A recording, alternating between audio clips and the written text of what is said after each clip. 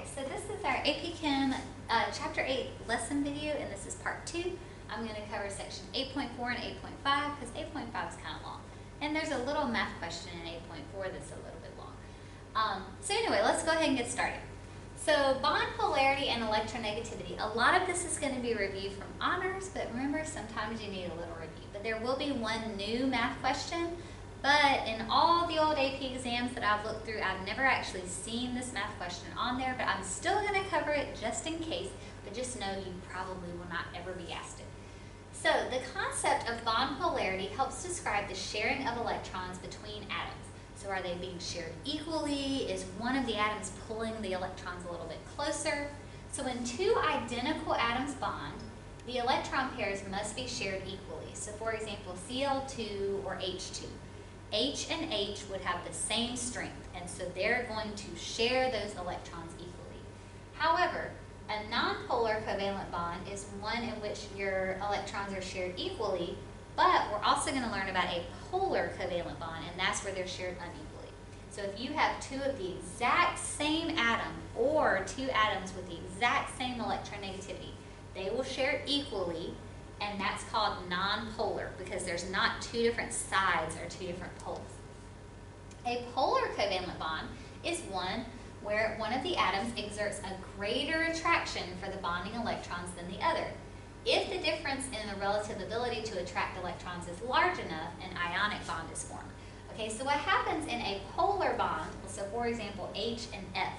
F has a larger electronegativity. So F pulls on the electrons a little bit more than H can. So because it doesn't gain them, F doesn't get a full negative charge, but it becomes partially negative. So you may remember in honors, we would label it as partial negative and partial positive. It's not a full negative or positive, it's just a partial. But if one is strong enough, it can grab the electrons and take them from the other. So if there's a transfer of electrons, that's when it's ionic and not covalent anymore. Okay, so nonpolar is when they share equally. Polar, they share unequally. Ionic, one is so much stronger, it just takes the electrons from the other one. So electronegativity, we talked about for trends, is the ability of an atom and a molecule to attract electrons to itself. And so remember, we know the trend is that electronegativity increases going across and decreases going down. So when moving across a period, there is generally a steady increase. So we're increasing across. When moving down a group, there is a decrease. Okay, so we learned that in our periodic trends chapter. The greater the difference in electronegativity between atoms, the more polar their bond. Okay, so again, we learned this in honors, and depending on what book you're using, these numbers change. So I've just settled on ones that are kind of easy to remember. So we consider anything less than about 0.5 nonpolar, but really to be completely nonpolar, there needs to be a difference of 0. Because even having a difference of 0.5 is slightly polar, because one's a tiny bit stronger. But in general, we say about less than 0.5 is considered nonpolar. 0.5 to 2 is considered polar. So again, if I have one that has a difference of 0.5 and one that has a difference of 1.5, the 1.5 will be more polar because it has the higher number. But once they get a difference of more than 2, that's when one is so strong it takes the electrons from the other. So there's no sharing. At that point, it's become ionic. Most of the time, though, you might not know the electronegativity values. So on the AP exam, you probably won't be using this method of determining as much as you would just looking at where they are on the periodic table, or whether it's metal, non-metal, things like that. So in each case, which bond is more polar, indicate in each case which atom has the partial negative charge. Okay, so y'all, if you don't have a periodic table out right now, you'll want to get a periodic table out. Alright, so we have BCl or CCl. So remember, you're most likely not going to have an electronegativity chart on the AP exam. Okay, so the best thing to do is the farther they are away on the periodic table, the greater the difference in the electronegativity. So let's just find them. B and Cl are right there, and C and Cl. Well, C and Cl are closer than B and Cl. So that means B and Cl would be more polar. Then it says, indicate in each case which atom has the partial negative charge. Well, F is the most electronegative element on the periodic table. So the closer something is to F, the more electronegative it is. Well, if you look between B and Cl, Cl is right under F. It's touching it. So Cl would be the partial negative in this case. Okay, and see, that's how you can do it without having an electronegativity chart in case you don't get one, which you probably won't. All right, so next we have PF or P and Cl. So again, we want them to be as far away as possible. So P and Cl are in the same row, and there's one element between the two. P and F, they're on different rows, and there's an element between the two. Okay, so P and F would be further apart than P and Cl, so more polar. All right, and then I already told you F is the most electronegative element on the periodic table because remember, it increases across and decreases down. So, of course, F would be the most electronegative. Okay, you know what we say about F in class. I'm not going to say it on this video, but you know what we say about it in class. If you've forgotten, you can ask me in class. All right, so let's move on. So this next one, I don't think they give you one like this on the AP exam because you kind of do need to know the electronegativity values to fill this in. So either A, you can go ahead and look them up real quick, or B, if you want to wait for me to write them up real quick, I will. But it says, which of the following bonds is most polar? The reason I don't think they would give you this one is because all four of them are kind of in a block together. So they're all really close together. So it makes it kind of hard to tell. So S is 2.5. Cl is 3.0, S again is 2.5, and Br is 2.8. Se is 2.4, Cl is again 0, Se is still 2.4, and Br again is 2.8. See, all I would need to do to figure out which of the following is the most polar is subtract and see who has the greatest difference. And so if you look, our greatest difference would be right here between 3 and 2.4. So it ends up being SeCl. So like I said, I could see questions like the previous one being on the AP exam because you don't need an electronegativity chart to answer those. But these that are so close, I feel like they probably wouldn't ask you ones that close. Otherwise, they would need to give you the electronegativities, which they could, and then they could ask you. All right, so a molecule such as HF in which there is a partially positive and partially negative end is called a polar molecule. Polar molecules align themselves with the negative end of the molecule and the positive end of another molecule attracting each other. So remember, you know we talked about those intermolecular forces and those dipole-dipole attractions. Okay, we'll focus more on that in the next unit.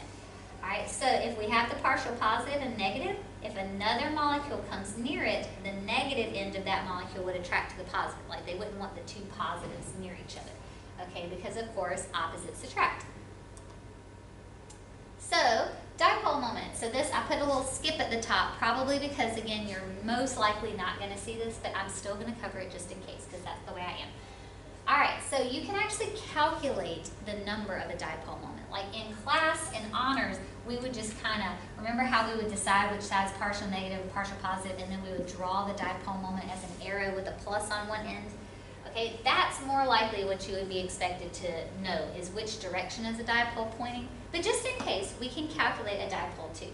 All right, so whenever a distance separates two electrical charges of equal magnitude but opposite sign, a dipole is established. So remember, dipole just means di is two poles. So you have a partial negative, partial positive pole. The quantitative measure of the magnitude of a dipole is called the dipole moment, which is represented by mu. So I know that's kind of weird. So mu equals Q times R. So mu is the dipole moment. It's in probably a unit that you've never heard of, debye, which is just a capital D, and that equals 3.34 times 10 to the negative 30 coulomb meters, like coulomb times meters. Q is your charge. It's going to be in units of 1.6 times 10 to the negative 19 coulombs, and then R is your radius. Whoops, it must have been kind of below my PowerPoint, and it's going to be in meters. Alright, so the dipole moment increases as the magnitude of the charge that is separated increases and as the distance increases. So this is kind of weird because when we talk about Coulomb's law, like lattice energy increases as charge increases and radius decreases because radius is the denominator. But for dipole moment, since they're both in the numerator, an increase in either of them will increase your dipole moment.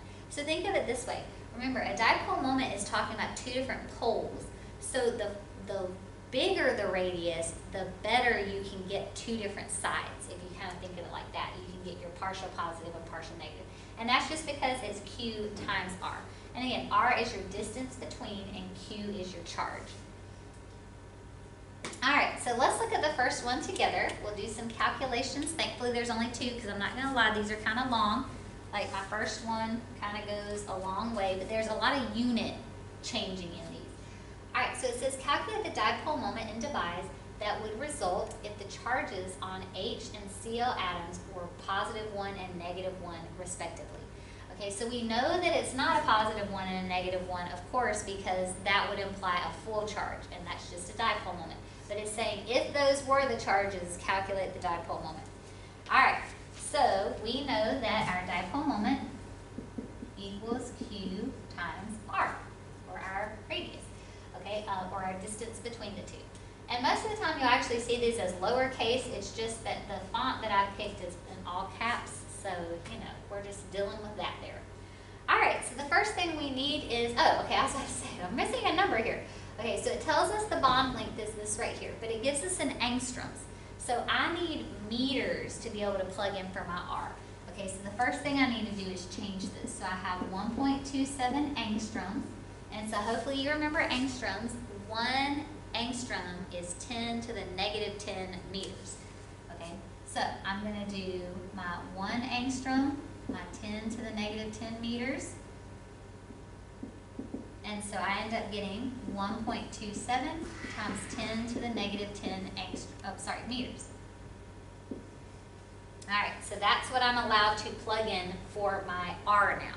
Okay, so this will be my R. And here, let me just go ahead and lowercase them because I'm just used to them being lowercase. That's what we'll plug in for my R.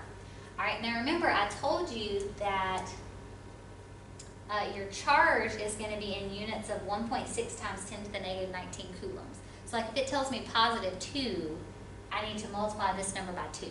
If it tells me +1, I multiply this number by 1. Do you see that?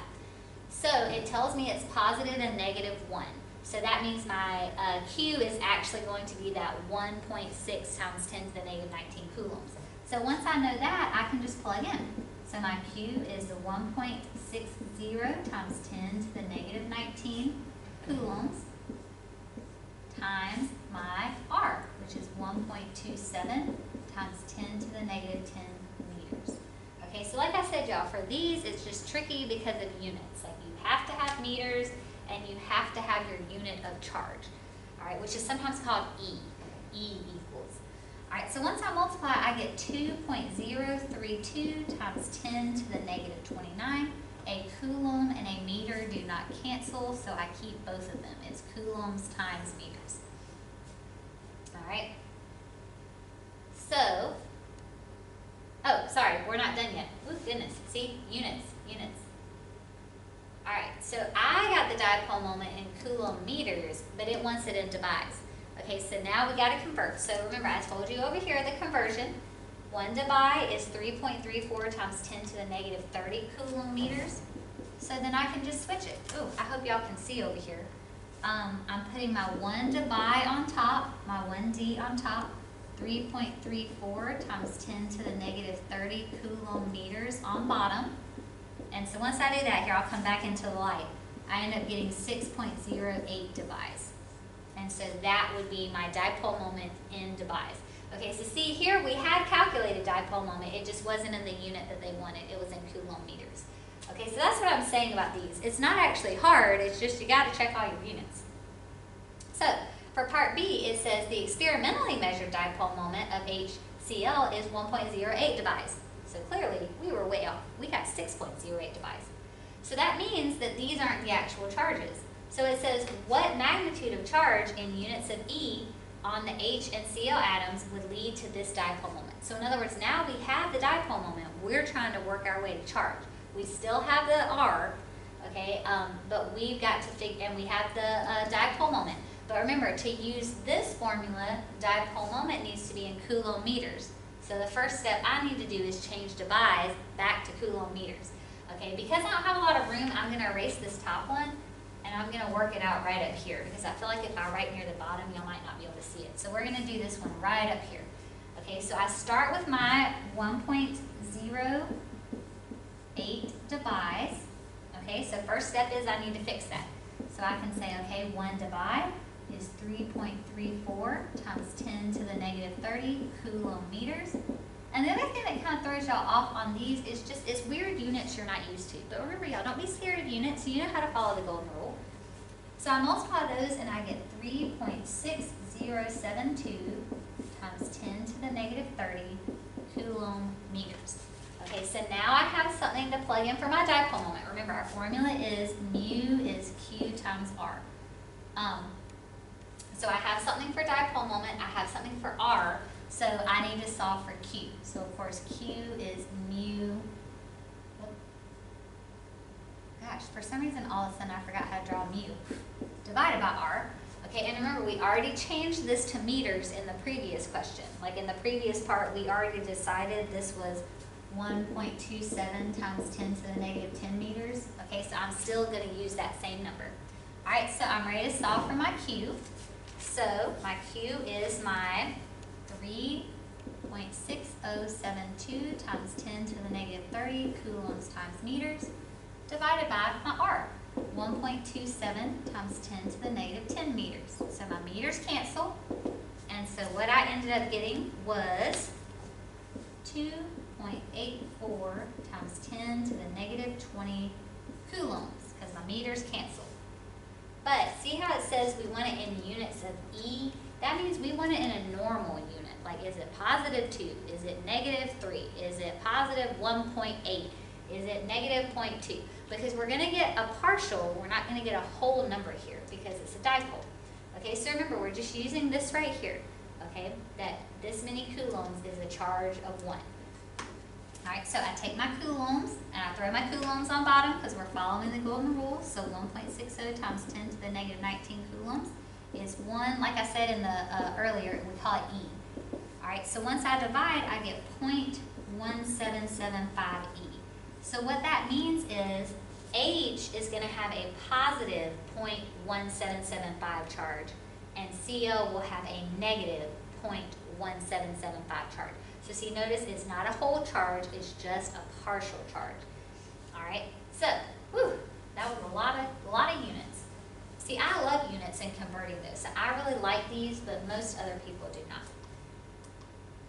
All right, so y'all pause it, try this one, and then we'll look at it together. All right, so it says the dipole moment of chlorine monofluoride, which is ClF, is 0.99 debye. The bond length of the molecule is 1.63 angstroms. Which atom is expected to have the partial negative charge? So part A should be easy. Okay, I know I can find F and Cl, and I know who's the most electronegative element on the periodic table? F. F's going to have the partial negative charge. See, for that one, I didn't have to do any math.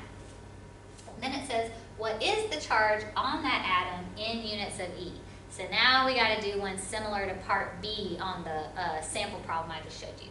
Okay, so first, we know that, here, and I'm going to erase F and work this one out up here just so that it's up higher. So we know that mu is Q times R. We're trying to solve for Q, so Q is mu divided by R. So I got to make sure I have the right units. So they told me 0.88 debye. But remember, to plug into this formula, I need coulomb meters. All right, so I put my 1 debye on bottom. I put my 3.34 times 10 to the negative 30 coulomb meters on top. And so once I solved for that, I got 2.94 times 10 to the negative 30 coulomb meters. So see, I can plug that in for mu. All right, it gave me the distance, 1.63 angstroms, but of course I need meters. So I take my my 1.63 angstroms, and I'll say, okay, well, I know 1 angstrom is 10 to the negative 10 meters. So it ends up being 1.63 times 10 to the negative 10 meters. And I can plug this in for R. So once I know that, I plug in. So my mu is 2.94 times 10 to the negative 30 coulomb meters. My R is 1.63 times 10 to the negative 10 meters. My meters cancel, and so I am left with 1.804 times 10 to the negative 20 coulombs. But remember, they didn't want it in units of coulombs, they want it in units of E. So I use my other conversion factor that we know. Okay, so 1E is 1.60 times 10 to the negative 19 coulombs. My coulombs cancel, and so I end up getting 0.113E. Now notice though it says, what is the charge on that atom? Well, we already decided that fluorine was going to be the negative. So it would actually be negative 0.113E. Okay, if they had asked me what would Cl be, it would be the positive 0.113E. Because remember, there's going to be a positive side and a negative side. All right, but like I said, if that math was confusing to you, most likely you are not going to see that on the AP exam. Thankfully, right? So let's move on. So bond length. As we proceed from HF to HI, the electronegativity difference decreases and the bond length increases. Okay, so as we move down, bond length increases because the radius of our anion increases, because of course size increases as we go down. And so our bond length increases, our electronegativity difference though decreases, because in that case we're getting further and further away from F. Alright, so when covalent bonding is dominant, most compounds exist as molecules. They have low melting points and boiling points and exhibit non-electrolyte behavior. Okay, so I gave you an example for ionic to be salt in ACl.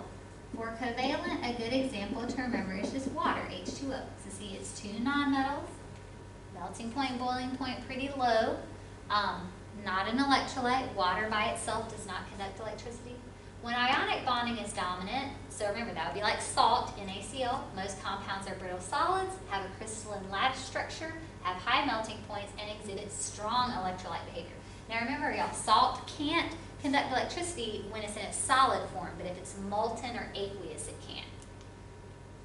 So, how do we know if something's ionic or covalent? Well, there's multiple different ways to tell. Okay, so sometimes we say, okay, well, ionic tends to be a metal and a nonmetal, covalent tends to be two nonmetals. But sometimes there's some gray area in there. Okay, so a simple approach to decide whether a bond is ionic or covalent is to assume that a bond between a metal and nonmetal is ionic and two nonmetals is covalent. The problem with this approach is there are many exceptions. For example, SnCl4 is a metal and a nonmetal, but it exhibits covalent behavior. So another approach is, of course, to do it this way, where we subtract the electronegativity differences. But the problem with that is, one, sometimes you don't have the chart to look at. And two, the transition metals, they can have more than one charge, but there's only one electronegativity listed. It would need to have different ones for the different charges. Okay, so the problem with this method is there's no difference in electronegativity values for the transition metals that have multiple charges. So, another rule of thumb, so yeah, we're just giving you lots of different ways to tell. Another rule of thumb is the higher the charge, usually +4 or higher on the transition metal, the more covalent the bond. So if you go back and look at the example I just showed you, it was SnCl4. Cl is negative, so Sn will be +4. So if I'd given you SnCl2, where Sn only had +2, that would be more ionic. Okay, so if a transition metal has a +4 or higher charge, then the bond is actually more covalent at that point. Alright, so let's move on to 8.5. So, drawing Lewis dot structures. I love doing this. So remember, our rules are as follows. We add up the valence electrons for all atoms, write the symbols, and show which atoms are attached to which, and connect them with single bonds. So remember, we always start with single bonds. Hint, atoms, to know how the atoms will be arranged, use the following hints. Sometimes the formula is just written in order, so like HCN, that's the order they're bonded. Or sometimes there's a single atom, so the single atom usually goes in the middle. So like in SO4 -2, S would go in the middle because it's the single atom. Complete octets around all atoms bonded to the central atom, except hydrogen, only needs one bond and no extra electrons should ever be added. And then make sure everybody else besides the central atom is stable, so make sure everybody either has the octet or duet like they want. If there are not enough electrons to give the central atom an octet, then try multiple bonds. Okay, so remember, we decided for every 2 extra electrons we have, we need multiple bonds. Alright, so let's look at some of these together, and hopefully this jogs your memory. All right, so it says draw the Lewis dot structure for PCl3. So right now, y'all, we're not going Vesper yet. Okay, we're doing that in chapter 9. We're just drawing black shapes right now. Okay, so P has 5 valence electrons, and Cl has 7, and I'll multiply it by 3. So that's a total of 26 valence electrons for PCl3. All right, so since P is the single atom, I'm going to put P in the middle, and I'm going to split up all my Cls. All right, so all of these follow the octet rule. So P right now has 2, 4, 6, so it needs 2 more to make 8. Cl has 2, so it needs 6 to make 8. 2, so this one needs 6. And this one has 2, so this one needs 6. Last step is check our total. I'm allowed 26, 2, 4, 6, 8, 10, 12, 14, 16, 18, 20, 22, 24, 26, just like that. All right, so hopefully Lewis dot structure is not something you struggle with. If so, you need to go back to my honors videos and look in chapter 8 some, because I go slower in there. All right, so the next one, maybe pause it. Y'all try this one. I'll assume you've done that. We'll look at it together. How many valence electrons should appear in the Lewis structure for CH2Cl2? All right, well, C has 4 valence electrons. H has 1 times 2. Cl has 7 times 2. So we have 14, 16, 18, 20. So your answer for the first part is just what we usually do when we start adding up valence electrons. So you should get 20 for that. All right, so our single atom is C, so C is going to go in the middle. And y'all, it doesn't matter where you put the H's and Cl's. Okay, I'm just going to do H, H, Cl, Cl. Okay, you could have H, H, Cl, Cl. You could have H, H, Cl, Cl. It doesn't matter. Okay, it just matters that they're all bonded to carbon, because carbon's a single atom. So H follows duet rule, so it already has 2, so H never needs anything else. Cl has 2, so it needs 6 more. Cl has 2, so it needs 6 more. And carbon already has 2, 4, 6, 8. So everybody's stable. So now let's just check and make sure we have 20. 2, 4, 6, 8, 10, 12, 14, 16, 18, 20. So there we go. And so like I said, y'all, it doesn't matter if like your Cl's are here, here, here. It doesn't matter as long as you have 6 dots around your Cl's and no dots around your H's. And everybody's bonded to carbon. All right, so hopefully you got that one right. So see, they did theirs like this, and that's fine. All right, so let's look at this one together, because this one is going to have a multiple bond, and we haven't looked at one of those together yet. So we add up our valence electrons. So we have 1 for hydrogen, 4 for carbon, 5 for nitrogen, for a total of 10 valence electrons. All right, so this one I'm just going to bond in order. So we have H, C, sorry, I was trying to go ahead and write the correct answer, C, N. All right, so H only needs 2. It already has 2, so it's good. Carbon has 2, 4, so it needs 4 more. Nitrogen has 2, so it needs 6 more. So remember, I'm allowed to have 10. I have 2, 4, 6, 8, 10, 12, 14. So remember what we said. For every 2 extra electrons, you need 1 bond. So I have 4 extra electrons. So what do I need? 2 bonds. So would I put a bond here? No, because hydrogen cannot accept more than a duet. So I have to put both bonds here. But once you add those bonds, now you have too many dots. So if you look, carbon now has 2, 4, 6, 8, 10, 12. So I need to remove its lone pairs. It's not supposed to have any. And nitrogen has 2, 4, 6, 8, 10, 12. So again, I need to remove 2 pairs. So see, now everybody is still stable. So hydrogen has a duet. Carbon has 2, 4, 6, 8. Nitrogen has 2, 4, 6, 8. But now I'm down to my total. I'm only allowed 10, 2, 4, 6, 8, 10, just like that. All right? So hopefully, again, this is all jogging your memory and coming back to you. Okay? So y'all try these two. Pause the video. I'll assume you've done that, and then we'll look at them together. So N has 5. O has 6. Ooh, hopefully you remember how to do a charge. You have to either add or remove that many electrons. So positive means it has lost an electron. So I'm going to subtract 1. Okay, so I'm going to get 10 electrons for this. So I bond N and O. So N has 2, so it needs 6 more. O has 2, so it needs 6 more. All right, so I have 2, 4, 6, 8, 10, 12, 14. So I have 4 extra electrons. So I need 2 bonds. So I put my 2 bonds. Ooh, sorry, they're kind of weird and low. Let me move them. So I put my 2 bonds, but now I have to remove some electrons. For every extra bond you have, you just remove a pair of electrons from each atom. Okay, so I added 2 extra bonds, so I removed 2 pairs from N and 2 pairs from O. Ooh, I have to sneeze. Oh, sorry. So now everybody's still stable. N has 2, 4, 6, 8. O has 2, 4, 6, 8. But now I have what I'm allowed to, 2, 4, 6, 8, 10. And then remember, the last step is if it has a charge, you bracket the Lewis structure and put the charge. Okay, so hopefully you got that one right. Okay, if you hadn't tried part B, do that, and I'll assume you've done that. We'll look at it together. So C2H4. So C has 4 times 2. H has 1 times 4. So I have 8 and 4, which is 12 valence electrons. All right, whenever you have C2H something, you bond your 2 carbons, and then you split the hydrogens equally between them. Okay? So I bond my 2 carbons, and then each one is going to get 2 H's, because I have 4 H's to work with here. And don't worry if you didn't do your, you might have gone up and down, that's fine. We'll learn about shapes in chapter 9. All right, so each hydrogen is already stable because they each have 2 electrons. Carbon has 2, 4, 6, so it needs 2. Carbon has 2, 4, 6, so it needs 2. So then I check my total. I'm allowed to have 12, 2, 4, 6, 8, 10, 12, 14. I have 14 valence electrons, so I have 2 extra electrons. So that means I need 1 more bond. I cannot put an extra bond to a hydrogen ever, ever, ever, because it only follows duet rule. So I have to put my bond here. So remember, every bond you put, you take a pair of electrons off of each atom it touches. And so now I have 2, 4, 6, 8, 10, 12, just like that. All right, so again, hopefully Lewis dots, the better you get at these, the easier VSEPR is going to be. Because if you can't draw the flat shape, drawing the 3D shape is going to get harder.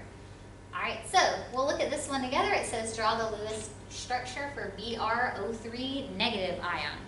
All right, so Br7, O is 6 times 3, and negative 1 means we're adding 1 more. So we have 18, 19, and 7 is 26 valence electrons to work with here. All right, so I put my Br in the middle because, of course, it's the single atom. O has 2, so it needs 6 more. This O has 2, so it needs 6 more.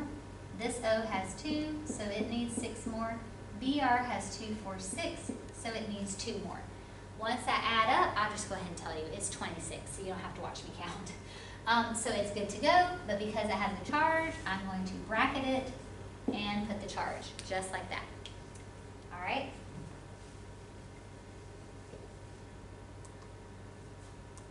So you try the next 2.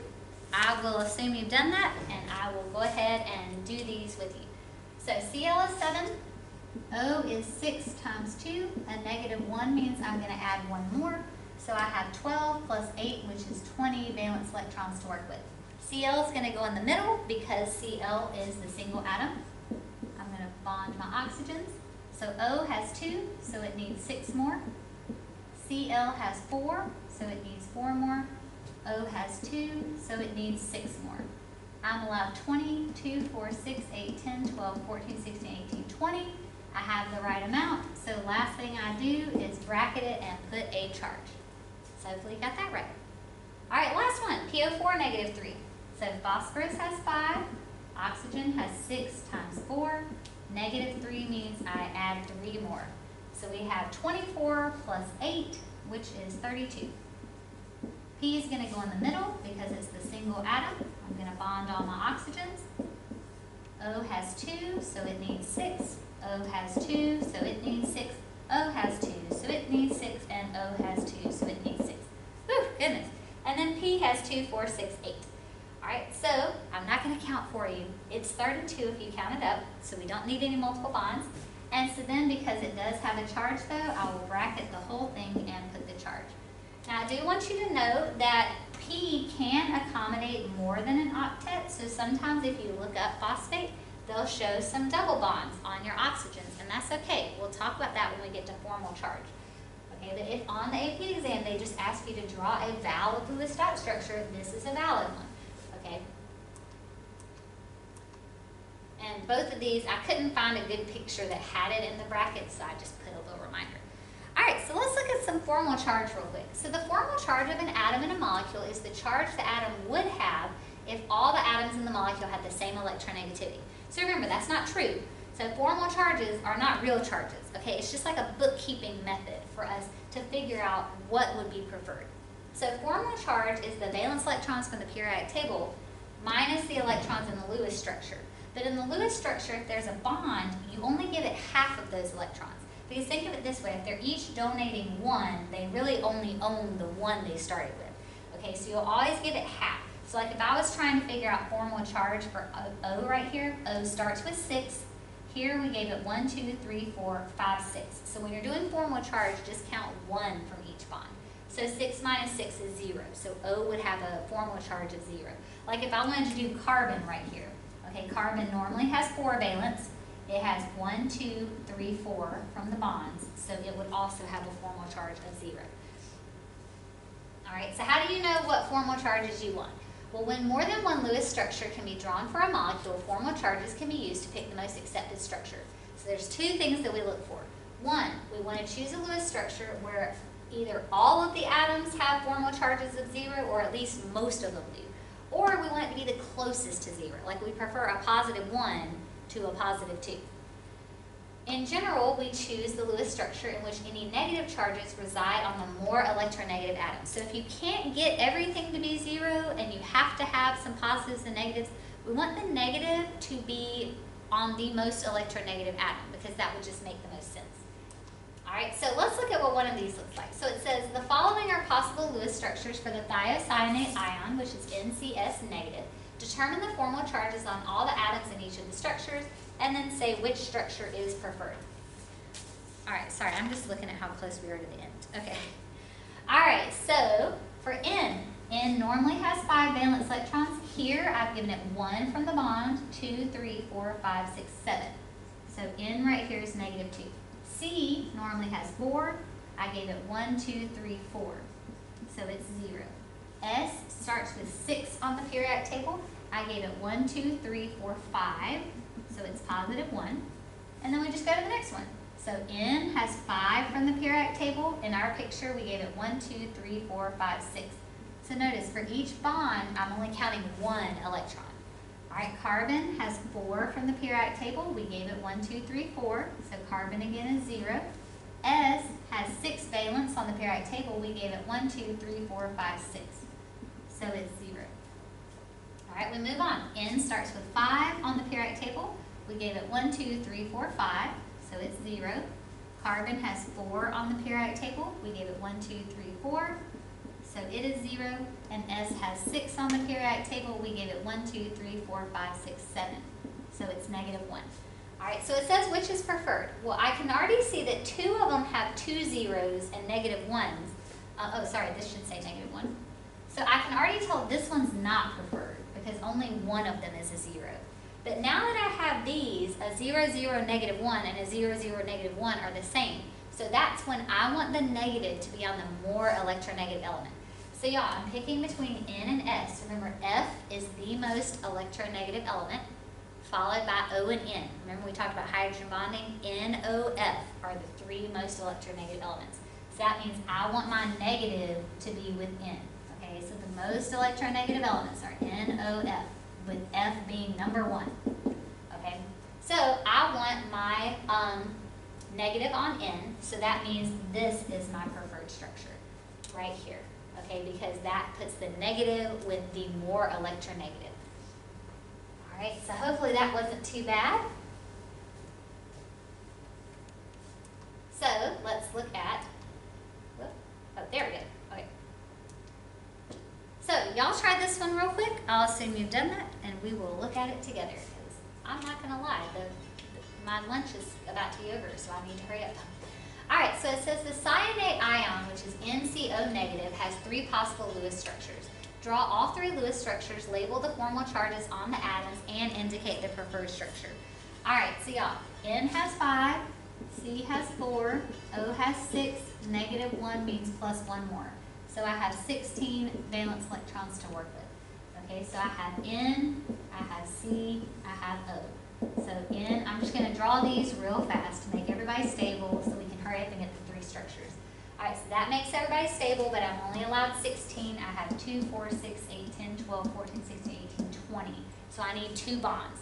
So what that means is I could do both bonds over here, and then I'd remove 2 pairs, and then of course put my negative. Or I could have the triple bond on this side, and then it would be negative. Or I could have 2 double bonds. So those are my 3 possibilities. So now I got to decide based on formal charge. Okay, so N's going to start with 5. Here I gave it 1, 2, 3, 4, 5, so it's going to be 0. Carbon starts with 4. I gave it 1, 2, 3, 4, so it's going to be 0. Oxygen starts with 6. I gave it 1, 2, 3, 4, 5, 6, 7, so it's going to be negative 1. Here, N starts with 5. I gave it 1, 2, 3, 4, 5, 6, 7, so it's negative 2. C is 4. I gave it 4, so it's 0. O is 6. I gave it 1, 2, 3, 4, 5, so it's positive 1. So see, automatically just between these two, I can already tell it's not this one. All right, because of the negative 2 and the positive 1, and there's only 1 0. All right, so this one, N is 5, and I do 1, 2, 3, 4, 5, 6, so it's negative 1. C is 4, and I did 1, 2, 3, 4, so it's 0. O is 6, 1, 2, 3, 4, 5, so it's positive 1. All right, so, oh, wait, hang on. What's happened here?